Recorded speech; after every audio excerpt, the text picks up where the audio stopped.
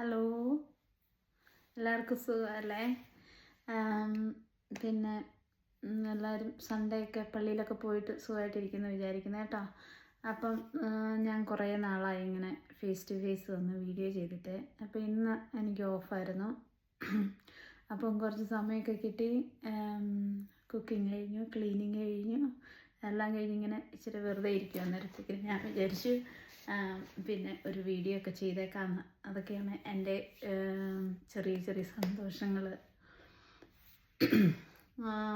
Sunday ആയതുകൊണ്ട് ഞാൻ സാധാരണ നോർമലി വീഡിയോ ഒന്നും പോസ്റ്റ് ചെയ്യാറില്ലേ. പോസ്റ്റ് ചെയ്യുകയാണെങ്കിൽ തന്നെ എന്തെങ്കിലും ദൈവത്തിൻ്റെ കാര്യങ്ങളൊക്കെ പോസ്റ്റ് ചെയ്യാറുള്ളൂ. അപ്പം ഞാനിന്ന് എൻ്റെ ഒരു ചിന്ത ഞാൻ നിങ്ങളോട് ഷെയർ ചെയ്യാം.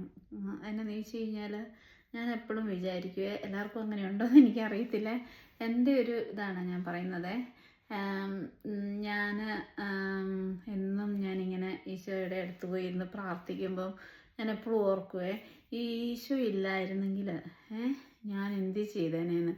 കാരണം നമ്മുടെ വിഷമങ്ങളും ദുഃഖങ്ങളും പരാതികളും എല്ലാം പോയി പറയുന്നത് അവിടെയല്ലേ. ചിലപ്പോൾ നമ്മൾ വേറെ ആരുടെ അടുത്തും നമ്മൾ അങ്ങനെ ചിലപ്പോൾ ഷെയർ ചെയ്യത്തില്ലായിരിക്കും. നമ്മൾ ഉള്ളിൽ ദൈവത്തോട് സംസാരിക്കുന്നത് നമ്മുടെ പരാതികളും വിഷമങ്ങളും ഒക്കെ ആയിരിക്കുമല്ലോ.